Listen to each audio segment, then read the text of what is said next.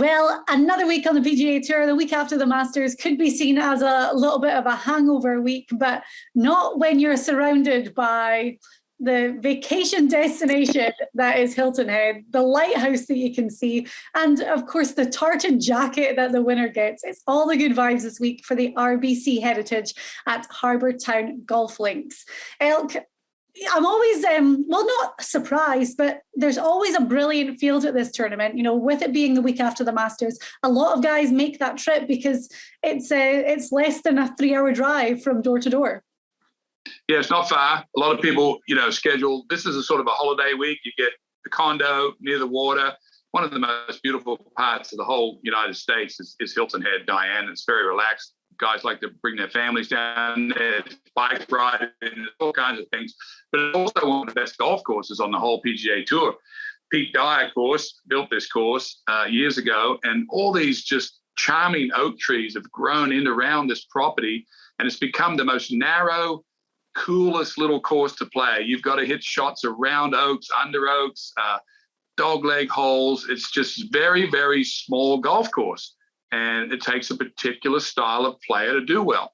So as you say, Pete Dye design with Jack Nicklaus, and we always talk about the Pete Dye trademarks. Of course, we talked about this a lot just a few weeks ago for the Players' Championship at TBC Sawgrass, but very intimidating off the tee. You know, this place, really narrow fairways, tree-lined with those big mossy oaks kind of overhanging into the fairway. Strategically positioned bunkers and tiny greens. So I think these are the smallest greens actually that we see on the PGA Tour. I think they are. They're right next to Pebble Beach in size. But one other thing there is two other factors you missed. One is there's some shots you have to hit over water. There's some really crucial par threes on this golf course that can really get, you can blow up your score. Mm-hmm. And it gets really windy out there on the point right over your shoulder there.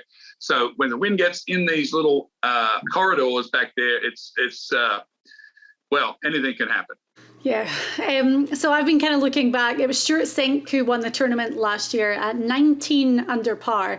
His third time winning the tournament, but he'd won in like 2000 and 2004 and then came back last year. The big story was the fact his son Reagan was on the bag. Webb Simpson won the year before. Remember, it was a bit of a battle between him and Abraham Answer. Answer actually withdrew this week, but Simpson was like, 22 under par or something, breaking a record, but it was at a different time of year and there was hardly any wind. But we've seen scores as low as like 9, 10, 11 under winning because the wind can really pick up here. Yeah, and there's two styles of play. There's three styles of play this week. Ones that are riding a little bit of a wave coming from Augusta is there some guys that we might pick that still have some good feeling about their game? Can they ride up and get a win? There's guys, Diane, that didn't play well at Augusta, that missed the cut, maybe trying to find a little spark. And then there's guys that have been sitting at home just waiting for the chance to get back out there. So how is all that going to boil into our recipe this week? Well, we're definitely looking at momentum, and there's actually 6 of the top 8 finishers at the Masters playing this week, 5 of the world top 10. So again, I said that it always attracts a great field, and that just shows it. But then you would have had a lot of guys who were sitting at home wishing that they were playing in the Masters and ready to get back out there and attack and maybe get that win nice and early to cement their place in the Masters field next year. So I guess, as you say, there's 2 schools of thought, but you look at some of the big hitters. It's not a short course, but it's not super long, just over 7,100 yards. And the thing about this design is you're going to see a lot of those longer hitters maybe scale back off the tee, keep the driver in the bag, hit 3 woods, and that's going to improve their accuracy. Yeah, I mean, Harbour Town, Diane, probably the narrowest tee shot of the whole tour is the first hole. You hit right through a chute, and it wallows out a little bit either way in the fairway. But if you're on the left side, you have to deal with trees coming in over the top. If you're on the right side, you have to do other. So there's a lot of shots required to play Hilton Head. And how do you play it? Well, you got to hit it straight. I mean, I'm looking at straight hitters. I am not taking anyone with any length that's crooked. So okay. I'm looking for straight hitters to do well this week. Straight hitters and a good short game as well to get your position on those tiny little greens. But you actually did all your drawings for the course as well, so we'll put them up this week. You can find them on the app and we'll get them on social media too, so you can really have a look at the strategy that goes into each of these holes. But we're going to give our picks. So we have an outright favourite, a one to watch, and a dark horse pick who has to be over 100 to 1. And, you know, with all of the guys that played great last week at the Masters, I'm guessing that our two outright favourites are going to be guys who were in the field at Augusta. Well, mine is for sure. So I'm sure yours is too. Yeah, I'm going for the straightest guy on the tour, who is due to win again, who had a great Masters, and is probably one of the straightest hitters we have on the tour, great iron player, and played very well last week, and that is Canadian's own Corey Connors. This course, if I was going to paint a picture for someone to play well at, it would be at Harbour Town for Corey Connors, just because he's pretty long off the tee, but he's a great iron player, hits it straight, very calm, had a great week last week, and there's just I think I got him at 25 to 1. Yeah, 25 to 1. So everyone else also knows what I know. But yes, I'm trying to ride. Corey Connors had a good match play. He's been playing well lately. He's got to be thinking about winning, Diane, and that's all it is for him. Okay, I like it. My guy is similar odds, 22 to 1. And this is someone who was very disappointed with his finish last week at the Masters, even though he finished in a tie for third. But he said that he was going to go home and think about what could have been.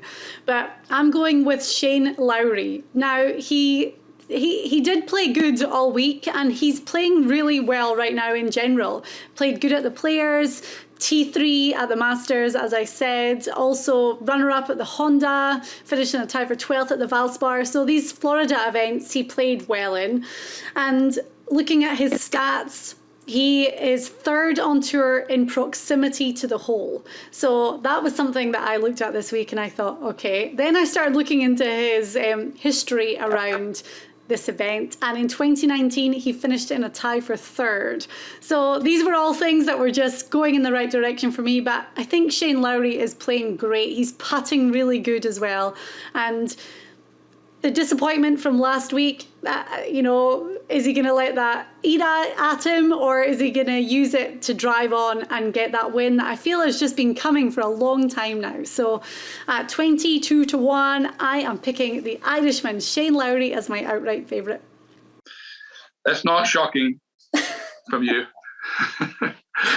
No, Lowry had a great week last week, of course, and he is playing super golf right now, has been for the last month. He wasn't really in it last week. He was, but I was telling someone yesterday at my house, and I finished third in the Masters a couple of times, and I felt like I was like Shane Lowry. I was 6 or 7 shots back, but I was there holding my position, but I didn't really feel like I was going to win it, if you know what I mean. So, but Shane Lowry, as I say, has been playing great golf for a month. And anytime you get near the ocean or the wind or the sound, you've got to be looking at Shane Lowry, because he's the master at keeping it down. Yeah, I think so too. Okay then, so Corey Connors and Shane Lowry as our outright favourites. I'll start with my one to watch, and this is someone who makes no secret of the fact that he strategically picks the courses and the tournaments that he plays in because he wants to go out there and win as much money as he possibly can. And Kevin Kisner, another guy who's been playing really well, finished runner-up at the match play, finished third at the Players' Championship. And when I started to really dive in, we know that he's a very positional golfer. Not a long hitter, a very consistent player. His chipping and his putting has been the thing that's really got him all these results lately. And he hasn't, I was like, surely he's done really well at this tournament before. But he actually hasn't. He's missed the cut the last 2 years here. He did finish T7 in 2018, but I'm kind of throwing that out the window a little bit because I think the way that he's been playing lately is so good, and I think that Kevin Kisner is definitely going to be one to look out for this week. Yeah, and we never really we don't always get the right player, but we never ever miss on the formula. And the formula for this course, medium range hitters are better off here because they can just play the game. My pick for one to watch, Diane, is very similar, exact same style as Kevin Kisner. Okay. Probably the best putter inside of 6 feet, probably the best scrambler on the tour. And he just so happened to have a hot last round yesterday at Augusta, 2 under. I don't know. So Kevin Na, I looked at him. who I've never picked for anything. I was walking with Drew Steckel, his coach, Kevin Na's coach. He also coaches Jason Kokrak. Jason Kokrak, who played very average last week and finished 14th. I almost was going to pick him, but he hits the ball too far. I think he's going to have trouble this week keeping it, trying to get that winner's plaid coat on. That's why I went with Connors. But Kevin Na, this course is so set for him. It's just perfect. Yeah. Okay, and Kevin Na 60-1, Kevin Kisner 45-1. So again, kind of similar odds with the two of them as well. The dark horse, I struggled with the dark horse this week, and it's usually my forte. Well, I didn't struggle this week. So you go first. While I was speaking with Drew Steckel, who is the coach of Kevin Na and Jason Kokrak, we were talking about my player who I'm picking as the dark horse this week. And I didn't know this story, but this player was about to lose his card. He left the Steckel camp and went away to another coach where he was doing some radical swing changes. Let's say they were starting to look like Matthew Wolf. And he was almost down, I think he was down to 4 starts left, that he had to make a bunch of money, like $500,000 to keep his ticket. He came back to Drew. He said, what in the world are you doing? And they got him squared up real quick of going back to what he's always done. He went down to Bermuda and finished 2nd. And the following week, he went to Mexico and finished 7th. And he got his ticket back, Diane, just in the nick of time. And he is 250-1. And I never, ever don't recognize when someone's got their game back. And that's my pick this week is Danny Lee from New Zealand is coming back in a fast way. And all those stats that are on your page and mine that are terrible were all accumulated with the other coach. And now we've got him riding a hot run here, 2nd, 7th, and he's back in action. So watch out at 225-1. I love it. I love when you talk and get the insider information from people. That's what it's all about. My guy, I am going purely off our re-ranking this week and our sheet because we re-rank the field. We have like this amazing algorithm where all the data goes in, and then we have some intangibles that we add into. And this guy, if you're playing on the SG Tour Golf Gaming app this week, he's in the D category, but he jumped all the way up to number 5 out of the whole field for the re-ranking this week. He's 160-1, and in his last 3 starts, he's finished 27th, 15th, and 18th. So that's really good. His numbers are green across the board. So obviously that's what we're looking for. We want good stats. He's especially good when it comes to proximity, scrambling, and putting right now. So immediately I'm thinking, well, that ties in perfectly with the formula. So my guy is Nate Lashley at 160-1. If someone's going to jump up that high on the sheet, then we have to pay attention to it. So I'm going with our tried and tested formula. Well, what you said there was interesting to some people. I'm assuming that we take what we think it takes historically and what we think it takes to play well at Hilton Head. We look at those stats, and then we, as you said, we reshuffle everyone. So who would do well if everyone was reshuffled with what they're doing today? Who would shuffle to the top? And we have a guy that's Nate Lashley, who's way down the list, who shuffled himself right up to the top just on his current form and the way he should play this course. So it's a good pick, Diane. But I think Danny Lee, come on. We may have to have an individual match between our 2 dark horses. We should do that on the side. I've got one other name that I wanted to mention quickly, and not really as a pick, but I just think it's also a very cool story. Morgan Hoffman, So I Morgan, knew you. I was going to mention that. Yep, yeah, he's back this week. Great. He's got 3 starts left on his major medical exemption. He's got muscular dystrophy, which is just, I used to be an ambassador for a muscular dystrophy charity in the UK, and it's just horrendous. His muscles are just wasting away. And he lived in Jupiter, you know, would hang out with Ricky and JT and everyone, and he made the decision to move to Costa Rica with his wife, and they live in the jungle in the middle of nowhere now, and he's all about how, you know, health and physical wellness and mental wellness can all help him manage this horrible disease. So he's been out there, I think it was Golf Digest went out and visited with him and saw his way of life. He's been working on his game out there, but he's got 3 starts and he's back this week. So he's obviously, you know, really picking the courses that are going to suit him. And this guy is going to get a hero's welcome when he makes his return. The guys are going to be so happy to see him. It's going to be probably a bit of an adjustment for him after living in the jungle. But what a great story that he is coming back to play this week.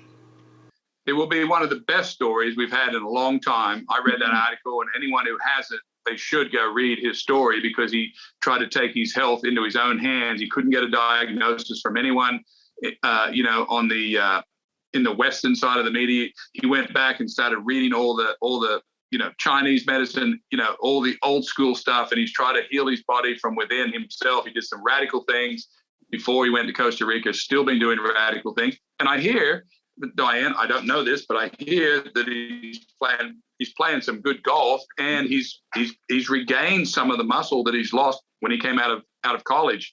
He's a tremendous player at Oklahoma State. He was as good as Ricky, as good as JT, all those guys, first team All-American. Mm-hmm. And he realized one semester that he started losing some muscle in his chest. It didn't look the same. It was pulling away from his sternum. And that was the start of his journey. And today, this week, will be the next chapter of his journey. The part of the book that you haven't read, you should go read it, and we're going to follow it close right here on what's happening this week. Yeah, he's going to have a huge fan base. He's 750 to 1, just in case you fancy putting a little bit on him. But the other side of it is, and we talked about this a few weeks ago in relation to Chris Kirk and Ryan Brehm, who won. When it's on the line with these guys and their major medical, and they have to get so many FedEx Cup points in the limited starts that they have to keep a card and to be able to go out there and play, you know, that can switch something. And he's been away from the competitive side of it for so long that he's got to be feeling so fresh and so like optimistic about what could happen. So I just think that his mind is not going to be on the like nitty gritty competition and the grind of being on tour week after week. He's going to have an amazing outlook this week, and you never know what could happen. You know, and on a side note, he started that line, the Grayson line of clothing that now JT is wearing. He's part owner of that company, so it's good to see that. You know, he's still got a business interest there, and he's got some money coming in. So yeah, everything's all positive vibes I'm sending towards Morgan Hoffman this week. I know, me too. All right then, so that was our tour report for the RBC Heritage. As Elk said, it's a beautiful part of the world, and you see that lighthouse. The 18th hole is just spectacular. And I mean, even though it looks pretty, we are going to see some drama this week with those extremely narrow fairways, but it's always one that we look forward to. And we're going to be playing along on the SG Tour Golf Gaming app. I don't even want to talk about how I did last week. Me either. It was not good for me. Me either. I don't want to talk about it either. Although my husband, he plays along with us every week, and he played the $100 game, and it was a winner-take-all game. And I saw him right there. You almost did it. Needed Cam Smith to get it together a little bit. I think that's what it came down to, is Scheffler or Cam Smith winning. But okay. It did. Yeah, that's all right though. So if you haven't downloaded the app already, it's available on all iOS devices. SG Tour. You can see our full handicap report in there, and of course all of our media from this week, the full show. And we'll be back next week. I don't even know what tournament it is next week. It's the Zurich, I think, that we have a team. Yeah, the team event. See, we focus so much on the Masters that it's hard to get back in the game. But we will be back then as well.